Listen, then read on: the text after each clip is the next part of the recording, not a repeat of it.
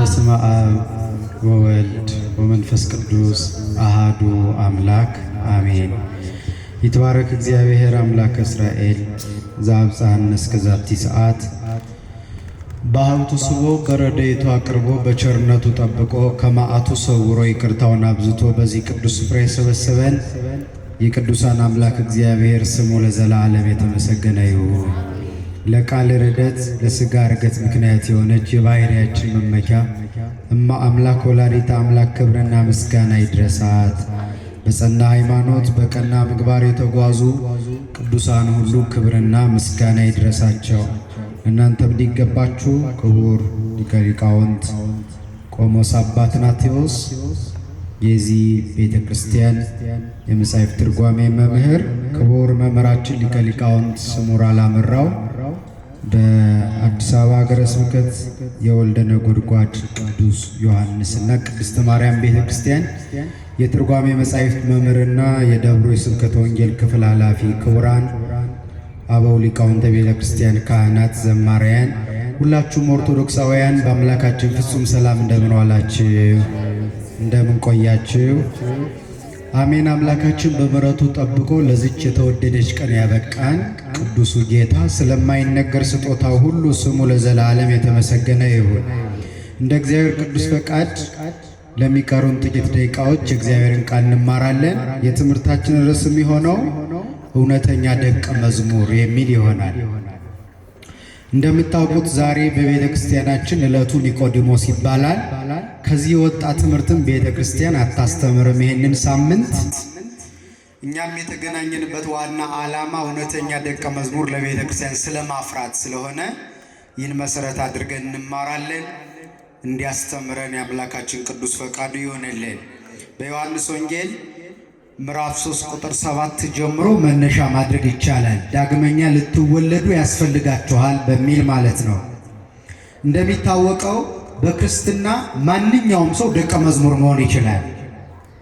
የክርስቶስ ደቀ መዝሙር ለመሆኑ መስፈርቱ ክርስቲያን መሆን ነው። በስሙ አምኖ መጠመቅ፣ ከዚያ በስሙ መጠራት፣ እግዚአብሔር በሰጠው ጸጋ ሁሉ ማገልገል ለደቀ መዝሙርነት ያበቃል።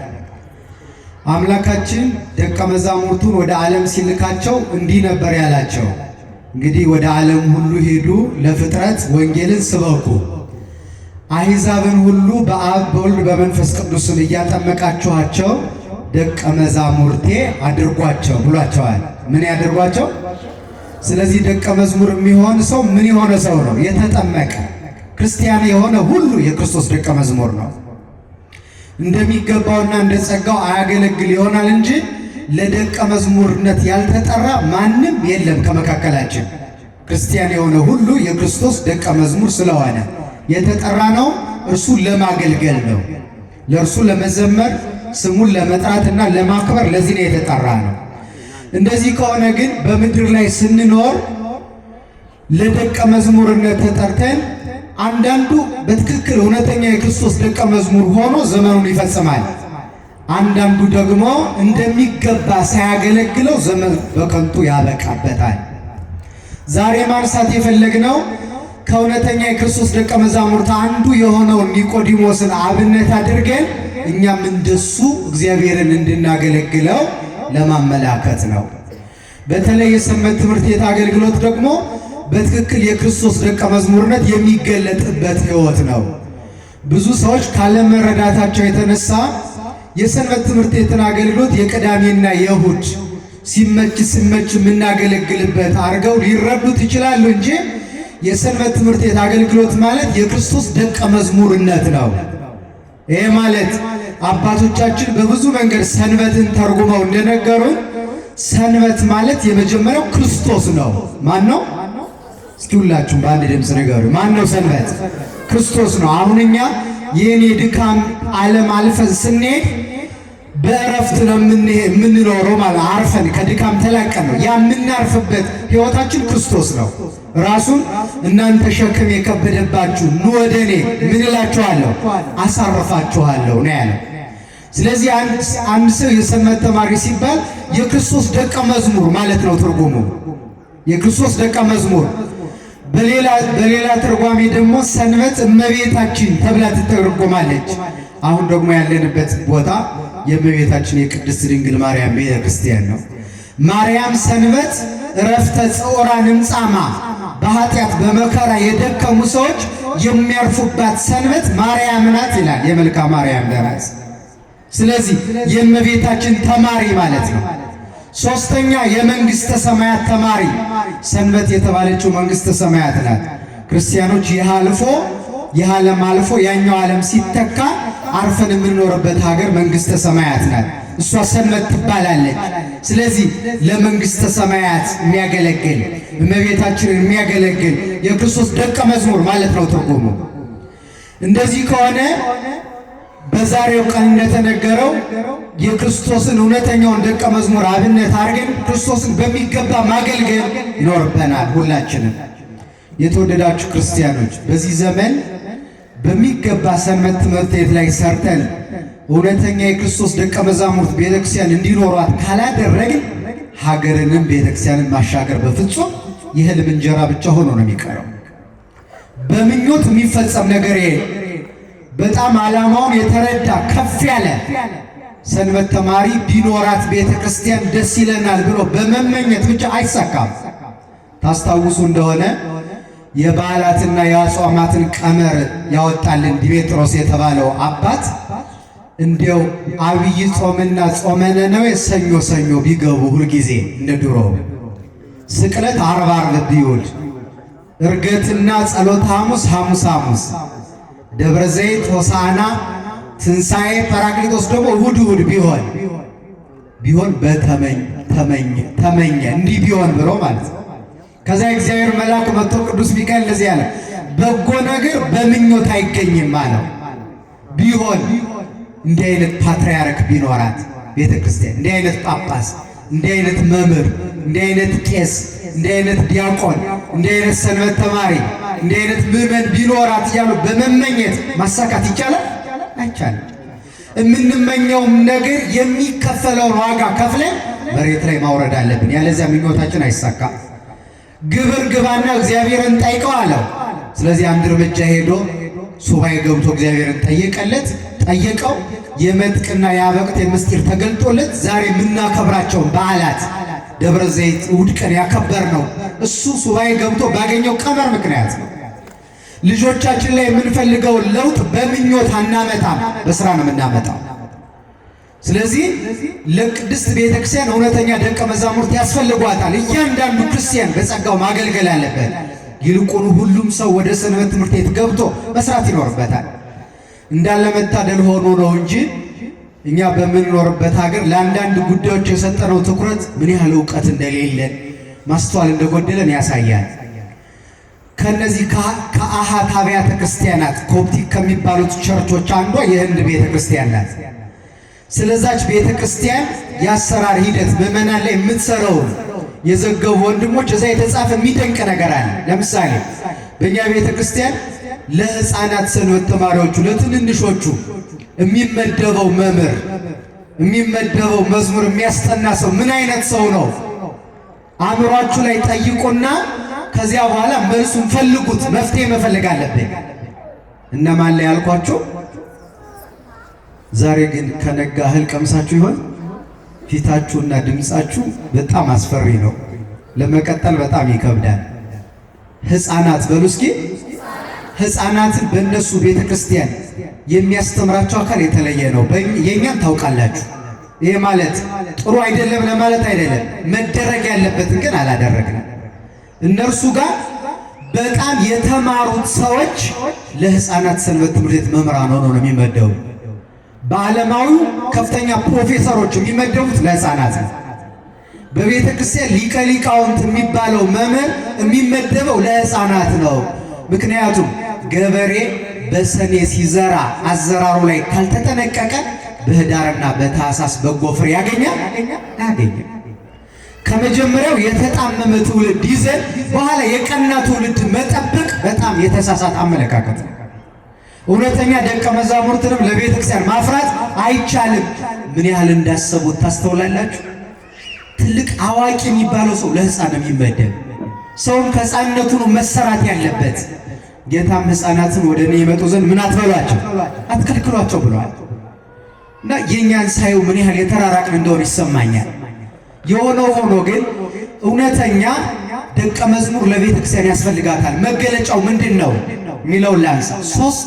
ብዙ ነው በጣም ግን 3 ነገሮችን ማንሳት ወደድኩ በዛሬ ትምህርቴ። ስንት ነገሮችን? አንደኛ እውነተኛ የክርስቶስ ደቀ መዝሙር ይማራል፣ ለእውቀትና ለትምህርት ልዩ ትኩረት ይሰጣል። እዚህ ያለን ወላጆች በትክክል ክርስቲያኖች ነን የምንል ከሆነ እኛም ልጆቻችንን በትምህርት መሰራት አለብን። በትምህርት ያልተገነባና ያልተሰራ ሰው በፍጹም ቤተክርስቲያን ሊያንጽ ሊያጸና ለሚመጣው ትውልድ ቤተክርስቲያን ሊያሻግር ሀገር ሊያስረከብ በፍጹም አይችልም። ብናለቅስ፣ ብንወጣ፣ ብንወርድ፣ ብናማረር ምንም እናመጣው ለውጥ የለም። በትምህርት መስራት በጣም መሰረታዊ ነገር ነው። ለዚህ ነው ኒቆዲሞስን እውነተኛ ደቀ መዝሙር ነው ያልነው። በሌሊት ወደ ጌታ ሊማር ሄደ ነው አይደል የሚለው? አስቡት። 2 ነገሮችን ማሰብ እንችላለን በዚህ ትምህርት ውስጥ። አንደኛ ምን ያህል ለትምህርት ቦታ ቢኖረው ነው በዚያ በጨለማ ሰዓት አውሬ፣ ሌባ፣ ወንበዴ ባለበት ሰዓት ወደ ክርስቶስ ይገሰገሰ።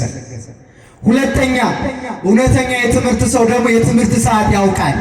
ከቀን ይልቅ ሌሊት ለትምህርት ለጥናት በጣም ጥሩ ነው። ሕሊና ይከተታል፣ የሚረብሽ ነገር የለም። ይህን ጠንቅቆ ስለሚያውቅ በሌሊት ገስግሶ ሊማር ሄደ። የተወደዳችሁ ኦርቶዶክሳውያን ከጥንት ዘመን ጀምሮ አባቶቻችን እግዚአብሔርን የሚያገለግሉ ሰዎችን ለመቅረጽ መጀመሪያ የጀመሩት ከትምህርት ነው። ከምንድን ነው? ከትምህርት ነው። አሁን ጌታም ሥጋ ለብሶ ከድንግል ተወልዶ ወደዚህ ዓለም በመጣበት ጊዜ ከገዳም ከወጣ በኋላ መጀመሪያ ትምህርት ነው የጀመረው። ምንድን ነው ያደረገው? ትምህርት። ቤተ ክርስቲያንን ራሱ የሰራ ከትምህርት በኋላ ነው። ትምህርት መሰረቷ የሆነ ቤተ ክርስቲያን አትናወጥም። በሃይማኖት የጸናች ምዕመናኖቿ በትክክል የገባቸው ክርስትና ነው የሚሆነው። ትምህርት ላይ ያልተመሰረተ የክርስትና ጉዞ ካልን ግን መከራ በመጣ ጊዜ፣ ፈተና በመጣ ጊዜ እንደዚህ እንደተንገዳገር ዘመናችን ያልቃል። ትምህርት በጣም መሰረታዊ ነገር ነው። አሁን በእኛ ቤተ ክርስቲያን አንዱ በጣም የተጎዳ ነው። ከትምህርት ሌላው ነገር ቀድሞ ነው። ለምሳሌ በአብዛኛዎቹ አብያተ ክርስቲያናት ሰው ሳይማር የክርስቶስ ደቀ መዝሙር ሳይሆን ሳይቀርብ ዓላማው ሳይገባው ሕንፃ መገንባት ይጀምራል።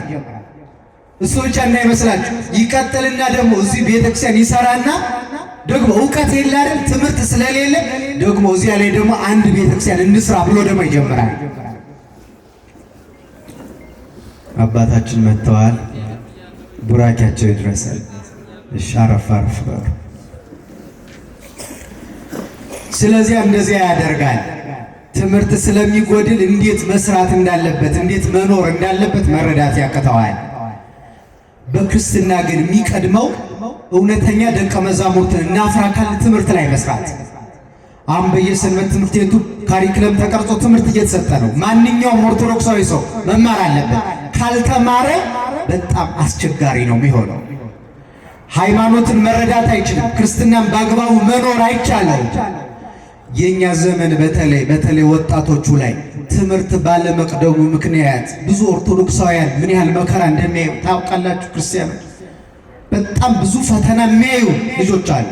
አሁን በእኛ ዘመን በጣም ብዙ ወጣት ለመኖር ተስፋ የቆረጠበት፣ እኔ በምድር ላይ መኖር አልፈልግም የሚል ሐሳብ ወደ ህሊናው ያስገባበት፣ በኑሮ ጣዕም ያጣበት ጊዜ ነው።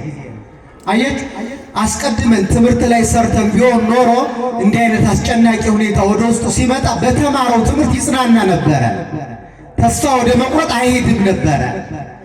እያንዳንዱን እርምጃ በማስተዋል ይራመድ ነበረ። ግን መከራ ሲመጣ የሚጽናናበት ትምህርት የለውም ቀድሞ። ስለዚህ አሁንም ቀድሞ ምግብ ያልበላ ሰው በሽታ መቋቋም እንደማይችለው ሁሉ ቀድሞ ትምህርት የሌለውም ሰው መከራ ሲመጣ ያን መከራ መቋቋም አይችልም። በሃይማኖት መጽናት ቤተክርስቲያን ማክበር ይከብደዋል። አንድ በቅርቡ የሰማሁትን ምን ያህል የትምህርት ጉድለት ሰዎች ምን ሊያደርጋቸው እንደሚችል በጣም ያስተማረኝ አንድ ነገር ልንገራችሁ። እኛ እዚህ ከተማችን ላይ የተፈጠረ በዚህ መጋቢት ነው የካቲት አካባቢ የፍቅረኛሞች ቀን የሚባል ቀን ፈረንጆቹ ያመጡት ይከበራል። ቫላንታይንስ ዴይ የሚባል ታውቃላችሁ አይደል? አታውቁም እናንተ ቅዱሳን ናችሁ። ይታወቃል። ብዙ ሰው በጣም ብዙ ወጣቶች ከቤተክርስቲያን ወጥተው ቀይ በቀይ ልብስ ለብሰው ከላይ ከራሳቸው እስከ እግራቸው ቀይ ብቻ። ከዚያስ ይጠጣል። በጣም የሚያሳዝነው ምን እንደሆነ ታውቃላችሁ? ገና የፍቅረኛሞች ቀን ነው ተብሎ ሴቶች በጎዳና ቁመው ፍቅረኛ የሌላቸው ለዛሬ ፍቅረኛ ሆነኝ ብለው ወንድም ይለምኑ ሴቶች ተፈጥረዋል። ለዛሬ ቀን ብቻ ፍቅረኛ የላትም ከመባል ፍቅረኛ የለውም ከመባል አድነኝ ተባብለው ወደ ኃጢአት የሚገሰግሱበት ቀን ነው ያ ቀን። እና ሬዲዮ ፕሮግራም ላይ ምን እንደሰማው ታውቃላችሁ? ፍቅረኛ ነበራት፣ በጣም ተወደው ነበር የሚለው በኮቴሽን ውስጥ ይገባልኝ። ምክንያቱም እውነተኛ ፍቅር የት እንደሚያደርስ ስለሚታወቅ ዝም ብሎ አፍላ ነው፣ ውሸት ነው። እና መጨረሻ ላይ ፍቅሯን የምትገልጥበት መንገድ ብታጣ ዕውቀትም ስለሌለ ምን ላድርግም ብሎ ማማከር ስለሌለ በጣም ስለደነቀኝ ነው እዚህ ማወራው። አንዱ ጡቷ ላይ የፍቅረኛዋን ስም ተነቀሰችው። የሰማችሁ ነው? ካልተሰማችሁ አይሰማም፣ ከተሰማ ተሰምቷል በሉ። አይዟችሁ፣ ይሰማችኋል። በቃ እንደዛ ከሆነ መመለስ ነው። የተገናኘ ነው ለትምህርት ስለሆነ እና አንዱ ጡቷ ላይ የፍቅረኛዋን ስሙን፣ አንዱ ደግሞ ጡቷ ላይ ፎቶውን ተነቀሰችው። በጣም የሚያሳዝነው ግን ብዙ አልቆይም ተለያዩ። እንግዲህ ያንን ክርስቶስ በደሙ ዋጋ የከፈለለትን ሰውነት የማንም ግለሰብ ስምና ፎቶ ከተነቀሰችበትም በኋላ እንኳን አብረው ቢጸኑ መልካም ነበረ። አልሆነም። ቅዱስ ጳውሎስ በዋጋ ተገዝታችኋልና የራሳችሁ አይደላችሁም ይላል። ስለዚህ የራሳችሁ ስላልሆናችሁ በስጋችሁ እግዚአብሔርን አክብሩት ነው የሚለው።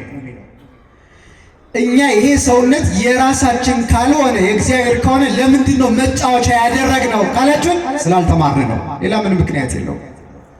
አሁን በእኛ ዘመን ታያላችሁ ብዙ ወጣቶች ስልጣኔ መስሏቸው ሰውነታቸው ላይ እባብ የሚነቀሱ ወጣቶች አሉ። ጊንጥ አውሬ የሚነቀሱ አሉ። ይህ እኮ ድንቁርና እኮ ነው።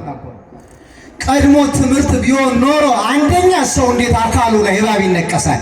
አይምሮ እያለው። ሁለተኛ ደግሞ ይሄ ሰውነቴ የማን ነው ብለን እንጠይቃለን። የማን ነው? የመድኃኔዓለም በወርቀ ደግሞ የገዛው ሰውነት። ስለዚህ አይመለከትም። በዚህ ሰውነት መነቀስ አትችልም። መነቀሻት የፈለግከው ማድረግ አትችልም። ለምን? ያንተ አይደለምና።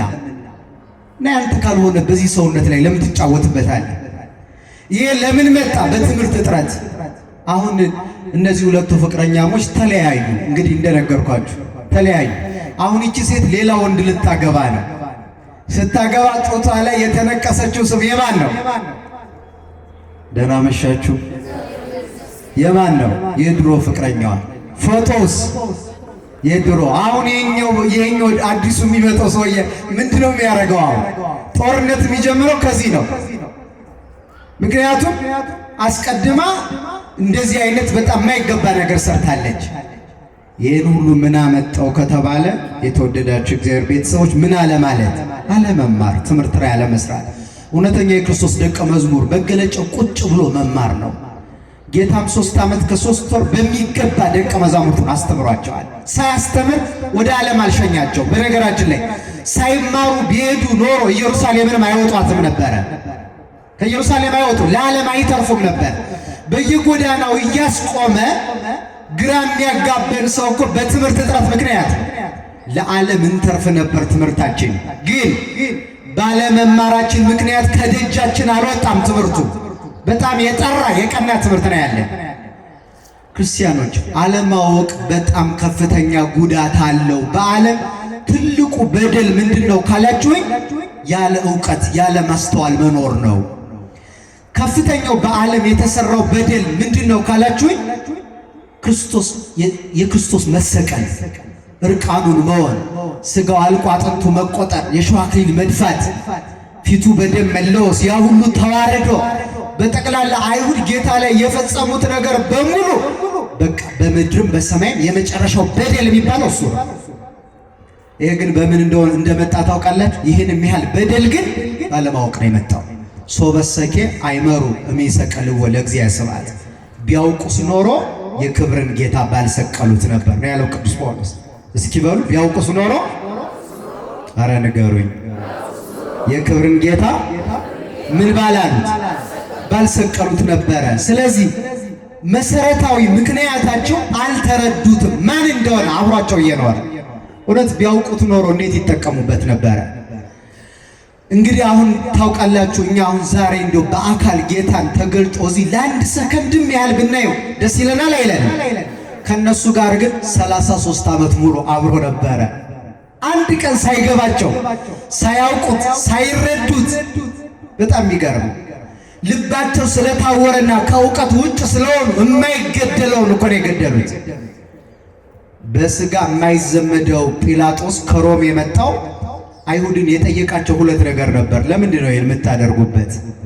አንደኛ ያደረገው ነገር የሚያሾም የሚያሸልም እውቀት ላለው ሰው ማስተዋል ላለው ሰው ጌታ ያደረገው የሚያሾም ነበረ። ምክንያቱም ድዊ መፈወስ አያስገድልም፣ ጋኔን ማውጣት ሙት ማስነሳት አያስገድልም፣ ያሸልማል እንጂ። ስለዚህ መሾም ሲገባው እንግደለው ለምን ትላላችሁ አላቸው። በፍጹም እንገለዋለን። አሁን ይህ ምንድን ነው? መታወር እኮ ነው። በድንቁርና መያዝ ከእውቀት ነፃ መሆን እኮ ነው። እና እሺ በቃ እንደዚያ ከሆነ ማትወዱት ከሆነ ማትፈልጉት ከሆነ ቢያንስ ሌላ ሀገር ሄዶ ይሄንን በጎ ስራውን እየሰራ ድው እየፈወሰ ጋኔን እያወጣ ሙት እያስነሳ ይኖር ፍቀዱለት፣ ከሀገራችሁ ይውጣ፣ ግን አትግደሉት አላቸው። ለሌላ ሀገር ይሆናል፣ ሌላው ሰው ይጠቀምበታል እናንተ ባትፈልጉት ሲላቸው መልሳቸው ምን እንደሆነ ታውቃላችሁ? ከኢየሩሳሌም ሳንገሉ አይወጣም ማለት ከከተማ አውጥተው ገደሉት። ክርስቲያኖች ይህን ሁሉ በደል ያመጣው ምንድን ነው ከተባለ ምን አለ ማለት ነው? አለመማር። ሌላው መሰረታዊ ጉዳይ ግን መማር ማለት በደንብ አስተዋላችሁ ስሙኝ። መማር ማለት ሀለ ሐመረሃመ ኤቢሲዲኢኤፍጂ አንድ ሲደመር አንድ ሁለት የሚለው ማወቅ አይደለም። ይህ የእውቀት መጨረሻ አድርገው የሚያስቡ ደግሞ የበለጠ ክርስቶስን ማገልገል ያቀታቸዋል። ጥቅስ የሚያውቅ ፊደል የሚያውቅ መደመር መቀነስ የሚችል ሰው ብቻውን የክርስቶስ ደቀ መዝሙር መሆን አይችልም። ለምን ካላችሁ እውቀት ማለት እግዚአብሔርን መፍራት ነው። ማንን መፍራት ነው? እግዚአብሔርን መፍራት ነው። ስለዚህ አንድ ሰው ቁጥር ችሎ ጥቅስ ችሎ መጽሐፍ ቅዱስ ጥቅሶቹ ያሉበትን ቦታ አውቆ እግዚአብሔርን የማይፈራ ከሆነ አልተማረም። ይሄ ሰው አልተማረም። እንዴ እሱ አዋቂ አይደል እንዴ እንዴት ይሄን ያደርጋል እንላለን ብዙ ጊዜ። እያወቀ ካላደረገው አላወቀም። ማወቅ ማለት እግዚአብሔርን ፈርቶ አክብሮ አገልግሎ መኖር ነው። ሌላ ዓላማ የለውም። መንፈሳዊነት ለዚህ ነው እውቀት ብቻውን ቁጥርና ፊደል ማወቅ በቂ እንዳልሆነ ስለሚያውቅ ጌታ ደቀ መዛሙርቱን ካስተማረ በኋላ አለቀቃቸውም። ምንድን ነው ያደረገው? ንበሩ ሀገረ ኢየሩሳሌም እስከትለብሱ ኃይለ እምአርያም። ከቃሉ ጋር ናችሁ? ከአርያም ኃይል እስኪመጣላችሁ ድረስ በኢየሩሳሌም ቆዩ እንዳትወጡ ነው ያላችሁ። ቁጥር አውቆ ጥቅስ አውቆ መጽሐፍ ቅዱስ አውቆ ብቻ አይወጣም ማለት ነው። እውነተኛ ደቀ መዝሙር ለመሆን ምን ያስፈልጋል? ከሰማይ ኃይል ያስፈልጋል። እየጸለያችሁ ቆዩ አላቸው። ከዚያ መንፈስ ቅዱስ ሲወርድ የተማሩትን አጸናላቸው። ፍርሃታቸውን አርቆ ደፋሮች፣ የሚጨክኑ መከራን የሚጋፈጡ አደረጋቸው። ከዛስ ጸሎት አለ፣ የመንፈስ ቅዱስ ኃይል አለ፣ መንፈሳዊ ጸጋ አለ፣ ዕውቀት አለ። ሁለቱ ሲደመር 12ቱ ዓለምን አዳረሱት። እኛ ብዙ ነን ታውቃላችሁ። አንዳንዱ ዕውቀት አለው፣ የመንፈስ ቅዱስ ጸጋ የለውም። አንዳንዱ ደግሞ መንፈሳዊነቱ አለው፣ ቅን ነው፣ ደግ ነው፣ ግን ዕውቀት የለውም። ስለዚህ አንዱ ስለጎደለ ምን ሆነ? የትም መድረስ አልቻልንም። ከዚህ ከሀገራችን መውጣት አልቻልንም። ብንሰራበት ኑሮ ብዙ ሰው ወደ ሃይማኖት ይመጣ ነበር። ሁልጊዜ ትሰማላችሁ ቅዳሴ ላይ ጻኡኑ ሰክርስቲያን ሲባል የክርስቲያን ታናናሾች ውጡ ይባላል። አንድም ቀን ሰው አይወጣም። ለምን? ያላመኑትን የማሳመን ሥራ አቁመናል። ምን ስለጎደለን? አንዳንዱ ዕውቀት፣ አንዳንዱ ሕይወት ጎሎታል። እነዚህ ሁለቱ ነገሮች ጎሎ ደግሞ ክርስቶስን በሚገባ ደቀ መዝሙር ሆኖ ማገልገል በፍጹም አይቻልም። ቅዱሳት መጻሕፍት የሚያስረዱ ይሄንን ነው። ካላወቅነው ዕውቀት ከሌለ አብሮን እየኖረ ክርስቶስ ላንረዳው እንችላለን፣ ላናውቀው። ልክ አይሁድ ሳይጠቀሙበት እንደቀሩ በነገራችን ላይ በድንጋይና በጠጠር በድንጋይና በወርቅ መካከል ያለው ልዩነት የምናውቀው በእውቀት ነው። ግልጽ ነው አይደለ? ለምሳሌ አንድ ሕፃን ጠጠርና ወርቅ ቢያስቀምጡለት ጠጠሩ ሊመርጥ ይችላል። ለምን? በወርቅና በድንጋይ መካከል ያለው ልዩነት ስለማያውቅ። እኛም በክርስትናችን እውቀት ከሌለ በክርስቶስና በዲያብሎስ፣ በብርሃንና በጨለማ፣ በሃይማኖትና በክደት፣ በኃጢአትና በጽድቅ፣ በድንቁርናና በእውቀት መካከል ያለው ልዩነት ማወቅ አንችልም። ስለዚህ እውቀት በጣም መሰረታዊ ነገር ነው። ከኔ ጋር ናችሁ? ባለማወቃቸው ምክንያት ብዙ የተሳሳቱ ሰዎች አሉ። ለምሳሌ ማርያም መግደላዊት በጌታ መቃብር አጠገብ ሆና ማንን ነበር የምትፈልገው? በጣም ይከብዳል በእውነቱ። አትመልሱም እንዴ? ማንን ነው የምትፈልገው? ክርስቶስን ይታወቃል አይደለ? ወደ መቃብሩ ስትሄድ የነበረ ማንን ፈልጋ ነው? የሚያናግራት የነበረው ግን ማን ነው? ክርስቶስ ነው። ግን አላወቀችው። እንደውም ምንድን ነበር የመሰላት? የአትክልት ጠባቂ ነው የመሰላት። የጌታዬን ሥጋ ወስዶታል ያለበትን የምታውቅ ከሆነ ጠቆመኝ፣ ሽቱ ልርጨው የምትለው ማንን ነው? ራሱ ጌታ። አያችሁ፣ አብሮን እያናገረን እንኳን ላናውቀው እንችላለን። እውቀት ከሌለ፣ ማስተዋል ከሌለ፣ የመንፈስ ቅዱስ ጸጋ ከሌለ እንደዚህ ይሆናል። የኤማውስ መንገደኞች ከኢየሩሳሌም እየወጡ በመካከላቸው ሆኖ እያነጋገራቸው ወዴት እየሄዳችሁ ነው እያላቸው የሚነግሩት ምን ነበረ?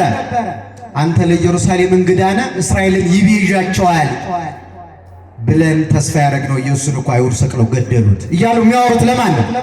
አለማወቅ እኮ ነው፣ አለማስተዋል። የዮሴፍ ወንድሞች በረሃብ ምክንያት ወደ ግብፅ ሄደው ከየት ነው የመጣችሁ አላቸው ዮሴፍ። እግዚአብሔር አክብሮት በባዕድ ሀገር የያዕቆብ ልጆች ነን፣ 12 ነን፣ አንዱን ግን አውሬ በልቶታል አሉት። አንዱ ማን ነው? ዮሴፍ። እያናገሩት ያለ ማን እንደሆነ አላወቁ፣ ዮሴፍ እንደሆነ አላወቁ። አያችሁ፣ ሰው ዕውቀት ሲጎለው ምን ያህል መንገዱ ሊሳሳት እንደሚችል ይህንን በብዙ መንገድ ቅዱሳት መጻሕፍት ያስረዱናል። ጌታ በተሰቀለ ጊዜ በግራና በቀኝ በኩል የተሰቀሉ 2 ሽፍቶች ነበሩ አይደለ? ሁለቱን የለያቸው ምንድን ነው? አንዱ የሲኦል የዲያብሎስ ፈንታ ነው የሆነው፣ አንዱ ደግሞ የገነት የክርስቶስ ፈንታ ነው የሆነው። ይህን ያህል የሰማይና የመሬት ያህል ልዩነት ያመጣው በሁለቱ መካከል ምንድን ነው ካላችሁ ዕውቀት ነው። አንድ ፊደል የተጻፈው፣ ሁለቱ ግን በተለያየ መንገድ አነበቡት። ያ ፊደል ክርስቶስ ነው። አንዱ ተሳስቶ አነበበው፣ አንዱ በትክክል አነበበው። አንዱ ድሉን ተጠቀመበት፣ በማስተዋል አየ ዕውቀቱን። በነገራችን ላይ ስነ ፍጥረትን ሌላ መምህር አስተምሮት እንዳይመስለን፣ ስነ ፍጥረትን ተመራምሮ ደረሰበት። መምህር ሳይመጣለት ይህን ቅዱስ ያሬድም ጠይቆታል። ፈያታዊ ዘየማንን መኑ መሐረከ ወመኑ ነገረከ ታይምር ዘንተ። ክርስቶስ ማን እንደሆነ በትክክል እንድታውቀው ያስተማረህ መምህር ግን ማን ነው ብሎ ቅዱስ ያሬድ ይጠይቀዋል በድርሰቱ። መንፈስ ቅዱስ የፈያታዊ ዘየማንን ሐሳብ ለቅዱስ ያሬድ ይገልጥለትና እንዲህ ብሎ ይመልስለታል። ነቢያተ ኢሃተትኩ ሐዋርያተ ኢተሎኩ አላ ፀሐይ ቀጸበተኒ ሶበርኢኩ አመንኩ ኃይለ መስቀሉ መድኃኒተ ኮነኒ ያለ። እኔ ሌላ መምህር አላስተማረኝ፣ ከነቢያት ጋር አልተገናኘው፣ ከሐዋርያት ጋር አልተገናኘው፣ መጽሐፍ አላነበቡ፣ ግን አየሁና አመንኩ። ፀሐይ ጠቀሰችኝ አለ። በጠራራ ፀሐይ በ6 ሰዓት ፀሐይ ጨለመች፣ ጨረቃ ደም ሆነ፣ ከዋክብት ብርሃናቸው እነሱ። ይሄን አየው በሰማይ 3 በምድር የቤተ መቅደሱ መጋረጃ ከሁለት ሲሰነጠቅ፣ መቃብራት ሲከፈቱ፣ ሙታን ሲነሱ፣ ድንጋዮች እንደ ዳቦ ሲቆራረሱ፣ ይሄን ተአምራት ሶበርኢኩ አመንኩ አየሁት። ይሄኔ ከኔ ጎን የተሰቀለው እንደኛ ወንበዴ በበደሉ የተሰቀለ እንዳልሆነ፣ ፍጥረታት ሁሉ የሚገዙለት የተፈጥሮ ስርዓትን መለወጥ የሚችል አምላክ እንደሆነ ገባኝ።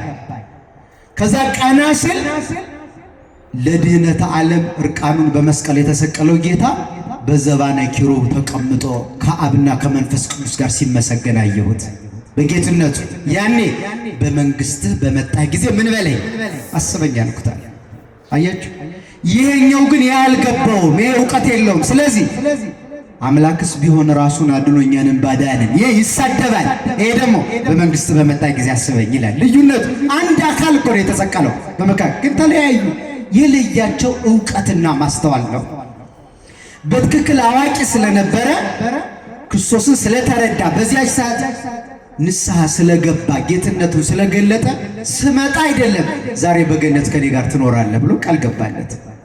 አያችሁ፣ ዕውቀት ያድናል፣ ማስተዋል ያድናል፣ ወደ ክርስቶስ ያቀርባል። በተለይ ደገኛው ዕውቀት። ይህን ማስተዋል ለሁላችንም አድሎን ክርስቶስን አውቀን እውነተኛ ደቀ መዝሙሮቹ እንድንሆን በቸርነቱ ይርዳል። በሀገራችን በቤተ ክርስቲያናችን ብዙ የተደረጉ ጥፋቶች ከዕውቀት ጉድለት የመጡ ናቸው። ለምሳሌ በታሪካችን ውስጥ ምን እንዳደረግን ታውቃላችሁ? ለምሳሌ በእኛ ቤተ ክርስቲያን ታሪክ ውስጥ የሆነ ዘመን ትውልድ የኢትዮጵያ ቤተ ክርስቲያን ሁለተኛውን ፓትርያርክ ያው ሰንበት ትምህርት ቤትና ሰበካ ጉባኤን ያቋቋሙ። ተመልከቱ፣ ምንና ምን የዛሬውን ቀን አስበው አስቀድመው አይተው ሰንበት ትምህርት ቤትና ሰበካ ጉባኤ ያቋቋሙ። ብፁዕ ቅዱስ አቡነ ሽኖዳ የግብፁ ፓትርያርክ እኒን ሁለተኛውን ፓትርያርክ ብፁዕ ቅዱስ አቡነ ቴዎፍሎስ እንደዚህ ይላቸዋል። ብፁዕ ቅዱስ አቡነ ቴዎፍሎስ ለኢትዮጵያ ቤተክርስቲያን አባት ብቻ ሳይሆን እናትም ናቸው ይላል። አባቶች ነው የሚባለው አይደለ? የቤተክርስቲያን አባቶች። እሳቸው ግን እናትም ጭምር ናቸው። የሚመጣውን ዘመን አስበው ተራምደው የሰሩ ናቸው። ግን በጣም የሚያስደንቀው ምን እንደሆነ ታውቃለህ? የሆነ ትውልድ ፓትርያርክ አንቆ ገሏል። አስተውሉ በደንብ። ይሄ ታሪካችን አካል ነው። ይህን ያደረገበት መሰረታዊ ምክንያት ምንድነው ካላችሁኝ፣ ዕውቀት ስላልነበረው ፓትርያርክ እንዲህ አይደረግም ነበር። ከኔ ጋር ናችሁ? ይህን በደንብ ማስተዋል ይገባል። ስለዚህ እውነተኛ ደቀ መዝሙር መገለጫው ምንድነው ካላችሁኝ፣ ዕውቀት ነው። ሁለተኛው እግዚአብሔር በሰጠው ጸጋ ባለው አቅም እግዚአብሔርን ያገለግላል። የሰጠውን ጸጋ ቤተክርስቲያንን ለመጠበቅ ክርስቶስን ለማገልገል ደግ ለመስራት ይጠቀምበታል። ይሄን ያደርጋል። ዛሬ አብነት የምናደርገው ኒቆዲሞስ ያደረገው አንዱ ይሄንን ዕውቀቱን ተጠቀመበት። ባለ ሀብት ነበረ፣ ገንዘብ ነበረው፣ ገንዘቡን ተጠቀመበት። እውነተኛ ደቀ መዝሙር ስልጣን ነበረው፣ ስልጣኑን ተጠቀመበት። ዕውቀቱን ምን እንዳረገ ታውቃላችሁ? የአይሁድ ሸንጎ ተሰብስቦ ክርስቶስ ይገደል ሲል ኦሪታችን እኮ ሰውን ሳንመረምር እንዳንፈርድበት ታዛለች ብሎ ጥቅስ ጠቅሶ የክፎቹን ሸንጎ በትኖ የጣለ ሰው ነው። አያችሁ፣ ዕውቀት ቤተክርስቲያን ስትሰደብ፣ ክርስቶስ ሲዋረድ በአደባባይ ጠበቃ እንድንሆን ያደርገናል። አንደኛው።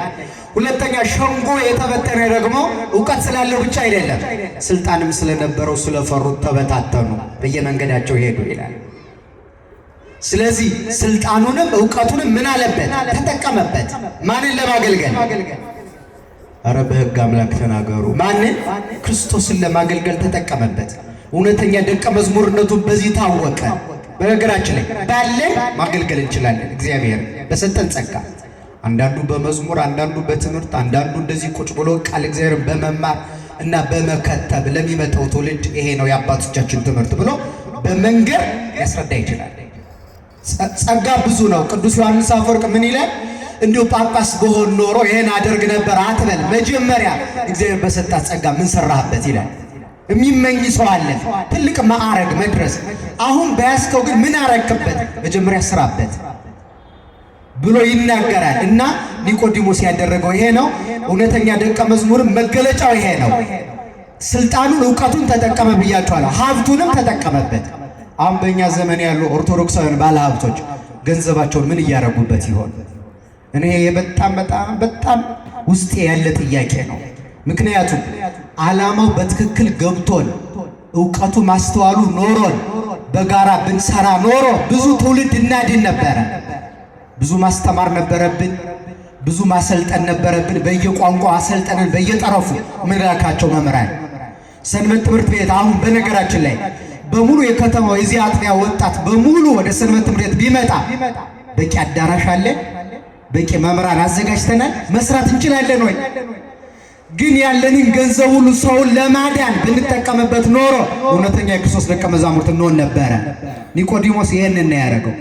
በእኛ ከተማ ውስኪ የተለያየ አይነት ከውጭ ሀገር የሚመጣ ውስኪ ከፍተው የሚራጩ ግን ኦርቶዶክስ ሰዎች አሉ፣ ባለሀብት ቅዳሜና እሑድ እየሄዱ ሚዝናኑ የትን ጣለው ብራችንን የሚሉ ሰዎች እንዳሉ ይታወቃል። ግን በጣም ብዙ ክርስቲያኖች ቃለ እግዚአብሔር የሚሰሙበት እድል አጥተው በነፍሳቸው ተርበው ይሰቃያሉ። ለነዚህ ሰዎች ቃለ እግዚአብሔር እንዲደርስ ምክንያት ቢሆኑ ኖሮ ምን ነበረበት? እስከ ሌሊቱ 7 ሰዓትና 8 ሰዓት ሲጠጡ እያመሹ እየተጋጩ መኪናቸው እየተሰበረ መከራ የሚያዩ ግን ኦርቶዶክስ ብዙ ሰዎች አሉ። ለመውቀስ ፈልጌ አይደለም፣ ግን ምን ያህል እንዳልገባን ግን ያሳያል። ልጆቻችን ጋር ብንሰራ ጥሩ ነበረ። ሕፃናቱ ላይ እንዲመጡ እነሱን ለማስተማር የሚከፈለውን ዋጋ ሁሉ መክፈል አለብን። ያ ክርስቶስን ማገልገል ነው። ኒቆዲሞስ ሀብት ነበረው። በመጨረሻዋ ሰዓት ሲጠራ ቀራንዮ ላይ ማለት ነው መጥቶ ምን አደረገ? ያስተማረኝ መምህሬ ፈጣሪና መድኃኒቴ ኢየሱስ ክርስቶስ እንደ ተራ ሰው አይቀበርም ብሎ በድርብ በፍታ ባለሀብቶች በሚገነዙበት የተልባ እግር ልብስ በሚባለው ገንዞ ጌታን የደቀቀ ዕጣን የጣፈጠ ሽቱ አምጥቶ አክብሮ ጌታን ወደ መቃብር ሸኘው። ገንዘቡን ሰራበት አልሰራበትም? ስለዚህ ሰው ሁሉ እንዲማር እናደርግ፣ ወደ ቤተክርስቲያን እንዲቀርብ እናደርግ። ከዚያስ የተማረ ሰው ምን ያደርጋል? እንደ ኒቆዲሞስ የጌታን ሥጋ ገንዞ ፈትቶ ወደ ከርሰ ምዕመናን። መቃብር የተባለው የኛ ሆድ ነው። ሆዳችን ባዶ ሆኖ ተርበናል። ስለዚህ ለቃለ እግዚአብሔር መዳረስ ምክንያት ብንሆን ኖሮ የብዙ ምዕመናን ሆድ ባዶውን አይቀርም ነበር። የኛ ወደ ክርስቶስ መቃብር ምሳሌ ነው። ካህናቱ ፈትተው ቆርሰው ደሙን ቀርተው ወደ ሆዳችን ልከው ሕይወት እንድናገኝ በገንዘባችን መስራት አለብን። ትምህርት እንዲማር ሰው ወደ ዕውቀት እንዲመጣ ማድረግ ይኖርብናል። ስለዚህ እግዚአብሔር በሰጠው ጸጋ ተጠቀመበት። የመጨረሻውና የትምህርት ማጠቃለያ የእውነተኛ ደቀ መዝሙር መገለጫ አንደኛ መማር ነው ብያለሁ አይደለም? ሁለተኛው ምንድን ነው? በተሰጠው ጸጋ ምን ማለት? ሀብት ያለው በሀብቱ፣ ስልጣን ያለው በስልጣኑ፣ ዕውቀት ያለው በእውቀቱ እግዚአብሔር በሰጠን በአካላችን እግዚአብሔርን ማገልገል። ከዚያ ቀጥሎስ በቁርጥ ቀን ቤተክርስቲያን መገኘት። እስኪ በሉ በምን ቀን? የቁርጥ ቀን። አሁን እናንተ የምትወዱት ወዳጃችሁ የሰርጉ ቀን ቢጠራችሁ ትቀራላችሁ? አይ ወጭ በዛባችሁ መሰለኝ አትሄዱም ዘንድሮ። ትቀራላችሁ አትቀሩ? ወዳጃችሁ የልብ ወዳጃችሁ ወይም ደግሞ የቀብሩ ቀን ትቀራላችሁ? ትቀራላችሁ ወይ? እውነተኛ ሰው የሚባለው በእነዚህ በሁለቱ ቀን የሚገኝ ሰው ነው። የሰርግ ቀንና የልቅሶ ቀን። በሀገራችንም ብሄል ሰርግና ሞት ምንድነው ይባላል? አንድ ነው ይባላል። የክርስቶስ የሰርጉ ቀንና የቀብሩ ቀን አንድ ቀን ነው የሆነው። በዚህ ጊዜ የሚገኝ እውነተኛ ደቀ መዝሙር ያስፈልግ ነበር። ምንና ምን አልኳችሁ? ሰርጉና የሞቱ ቀን አንድ ቀን ነው የሆነው። የጌታ የተሰቀለበት ቀን የሰርጉ ቀን ነው፣ የሞተበትም ቀን የሰርጉ ቀን ነው። ሁለቱ አንድ ላይ ነው የገጠመው። ስለዚህ ትናንት ያስተማረው መንገድ ያሳየው ከጨለማ ወደ ብርሃን ያመጣው ጌታ በአንድ ቀን ሊሞሸር ነው። ቀብሩም ያን ቀን ነው። ይህንን አባቶቻችን ሊቃውንት በደንብ አድርገው ገልጠው የቤተክርስቲያን ሙሽራ ይባላል። ያቺ ቀን የሰርጉ ቀን ናት። ጠቢቡ ሶሎሞን በመኃልዩ በትንቢቱ እንደዚህ ይላል፣ ጸአት ነአጻ ትርአያ አዋልደ ጽዮን ለንጉሥ ሰሎሞን በአክሊል ዛስተቀጸለቶ እሙ አመለተ መራሁ ወአመለተ ፍስሐ ልቡ። እናንተ የኢየሩሳሌም ቆነጃጅት ሰሎሞን እናቱ የደፋችለትን ዘውድ አክሊል አርጎ ታዩት ዘንድ ንውጡ ይላል ሶሎሞን። የትንቢት ቃል ነው። ሰሎሞን የተባለው መድኃኔዓለም ነው። የኢየሩሳሌም ቆነጃጅት የተባለው እኛ ምዕመናን ነን። በደሙ የጠራን ከርኩሰት የተለየን የተቀደሰ በደሙ ነው። ለቁንጅና ለውበት ለክብር የበቃ ነው። የኢየሩሳሌም ቆነጃጅት የተባለው ምዕመናን ውጡ። ወዴት? ለመድኃኔዓለም የእናቱ ዘመዶች አይሁድ የደፉለትን የሾህ አክሊል ደፍቶ በምኑ ቀን? በሰርጉ ቀን፣ በልቡ ደስታ ቀን። የክርስቶስ የደስታ ቀን የሚባለው የተሰቀለበት ቀን ነው። ያም ቀን የተሞሸረበት ቤተክርስቲያን በደሙ ቀድሶ አካሉ ያደረገበት እኛን ያዳነበት ቀን ስለሆነ የክርስቶስ የደስታ ቀን ዕለተ ዓርብ ነው። ከቃሉ ጋር ናችሁ? ስለዚህ የዚያ ቀን ተጠራ። ያ ሰርግ የተለየ ነው። በዚህ ዓለም ሆኖ አያውቅም። በሚመጣውም ዓለም በማንኛውም ጊዜ የማይሆን ሰርግ ነው የሆነው። ምክንያቱም ሙሽራው ልብስ የለውም፣ ራቁቱን ነው። ስጋውም አልቆ አጥንቱ ይታያል። ዘውድ አልደፋም እሾህ ደፍቷል። መልኩ አይታይም በደም ተለውሷል። በጣም ያሳዝናል። አሁን አንዲት ሙሽራ እንዲህ ያለን ሙሽራ ታገባዋለች በሰርጉ ቀን ልብስ ሳይኖረው አክሊል ሳይኖረው። ተመልከቱ፣ ስጋው አልቆ። በጣም የሚያስደንቀው እሱ እንዳይመስላችሁ የሰርጉ ቀን ሙሽራው ደሃ ነው። ሙሽሪትን ሊያከብራት ስለፈለገ ስለሷ ደሃ ሆኖ በኩሉ አንዴ የርሶ ዋንትሙኒ ትበአሉ በንዴተ ዚአሁ በሱ ድህነት እናንተ ባለጠጋ ተሆኑ ዘንድ ስለናንተ እርሱ ራሱን ምን አረገ? ደሃ አደረገ። ቤት አልነበረውም ሲኖር ለቀበሮ እንኳን ጉድጓድ አለው። እሱ ግን የሚያድርበት አልነበረው። በደብረ ዘይት ዋሻ ቀን ሲያስተምር ደብረ ዘይት ዋሻ ሄዶ ያድር ነበር። የለውም አንድ ልብስ ዘመኑን ሙሉ ለብሶ በቁመቱ ልክ እያደገች የምትሄድ አንዲት ልብስ ሳይቀየር። እንደዚህ ይህ ሁሉ ተዋረዶና ድህነት ለማን ነው? ለእኛ ለቤተ ክርስቲያን ለምእመናን ነው። ስለዚህ ድሃ ስለሆነ ፍሪዳ የሚታረድበት የለም። ፍሪዳ አልተገዛም። ስለዚህ ሙሽራው የሰርጉ ቀን ታረደ። እድምተኞቹ በሙሽራው ስጋ ተሸኙ። እሱ ብቻ እንዳይመስላችሁ ሙሽሪት የሙሽራዋን ስጋ በልታ ደሙን ጠጥታ ደስ አላት፣ ከበረች። ሙሽሪት ልጆቿን በአባታቸው ስጋ አሳደገቻቸው።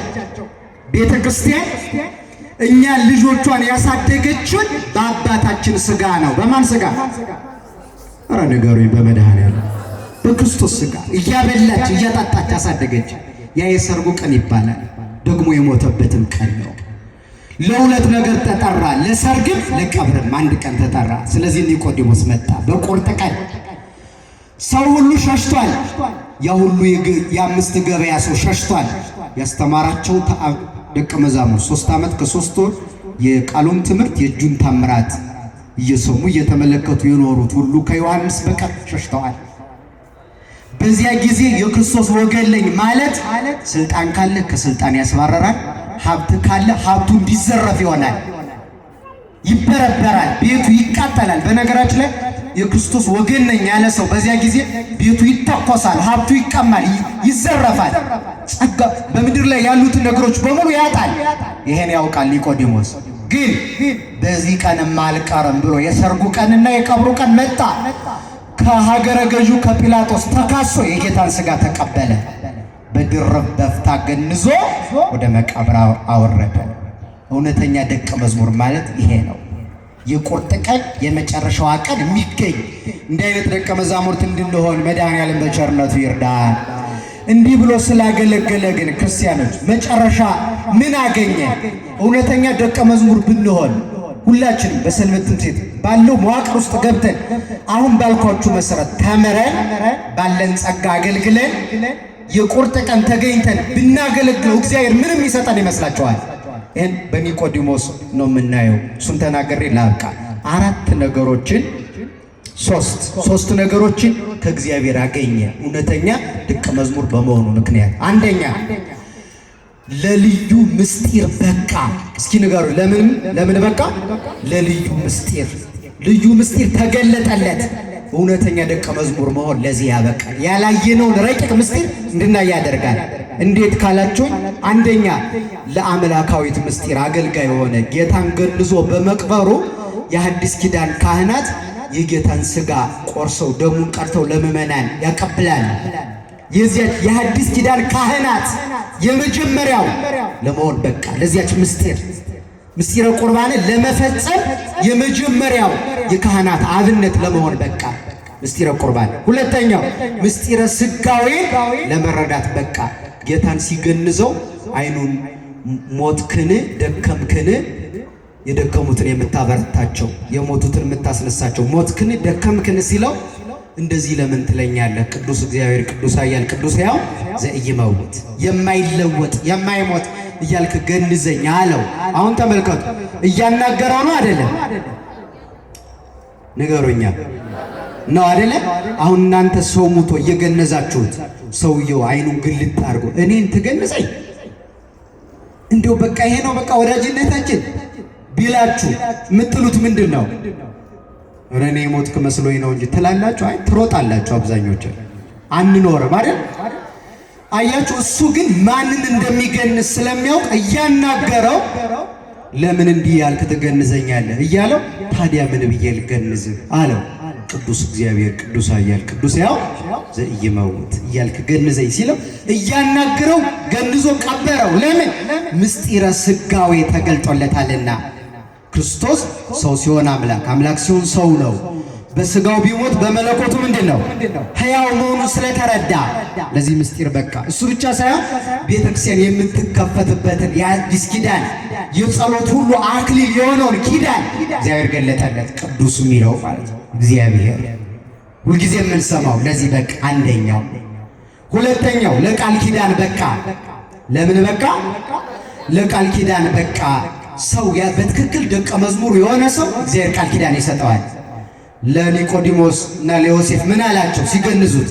በከመ ገነዝክሙኒ ወሰአምክሙኒ አነኒ አነብረክሙ ዲበ መንበረ ሶፎር ሰማያዊ።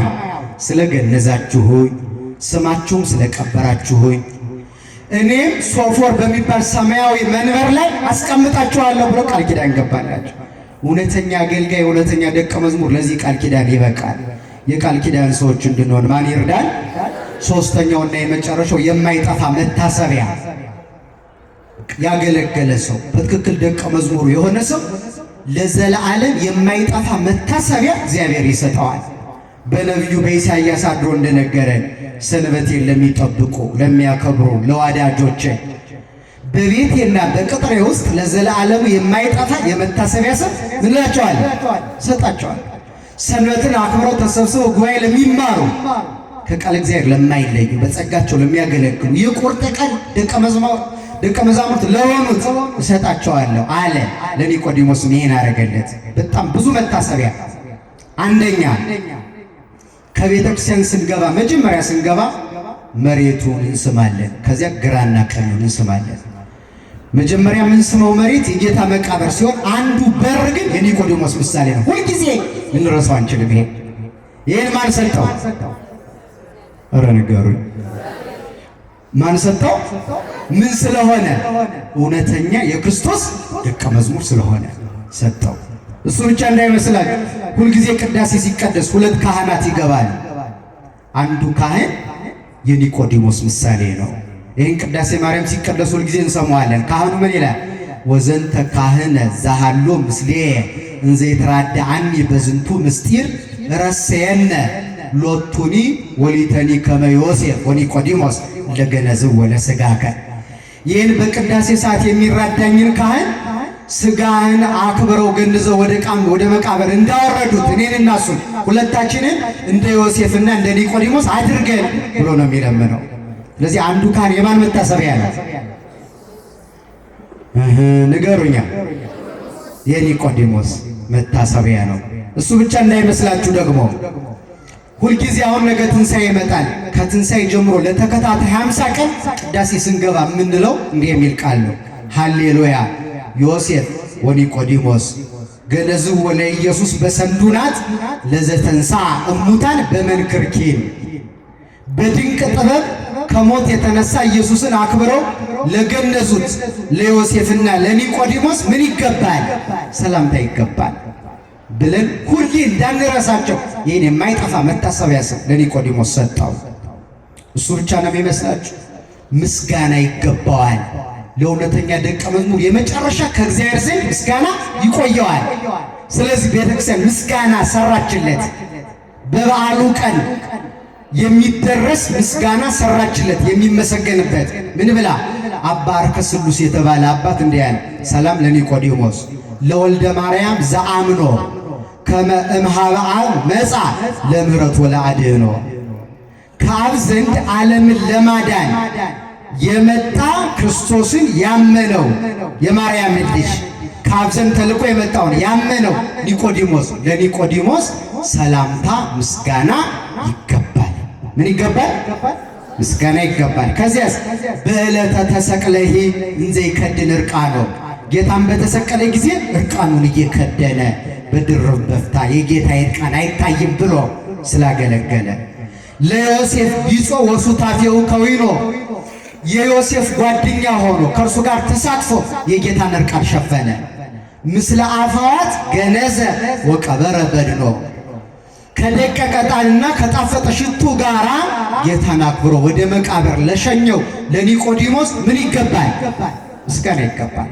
አያችሁ፣ ውለታማ ማትረሳው ቤተክርስቲያን ለእውነተኛው ደቀ መዝሙር ለኒቆዲሞስ እንዲህ ያለ ምስጋና ሰራችለት። እሱ ብቻ አይደለም፣ ቀን ለይታ አብይ ጾም ውስጥ አንዱ ሳምንት በማን እንዲሰየም?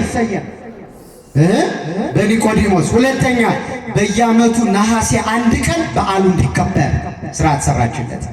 ነሐሴ 1 ቀን ስንክሳር ማየት ትችላላችሁ።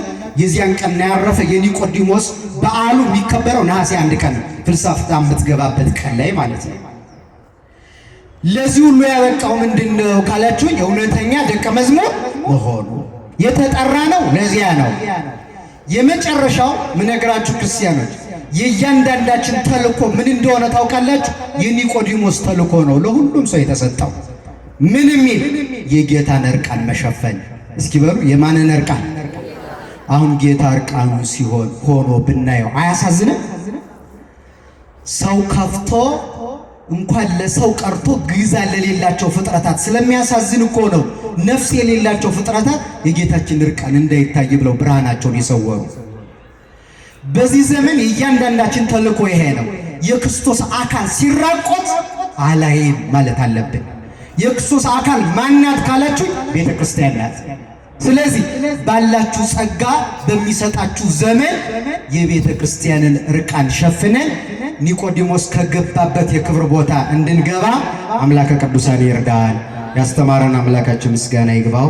ይቆየን። አሜን።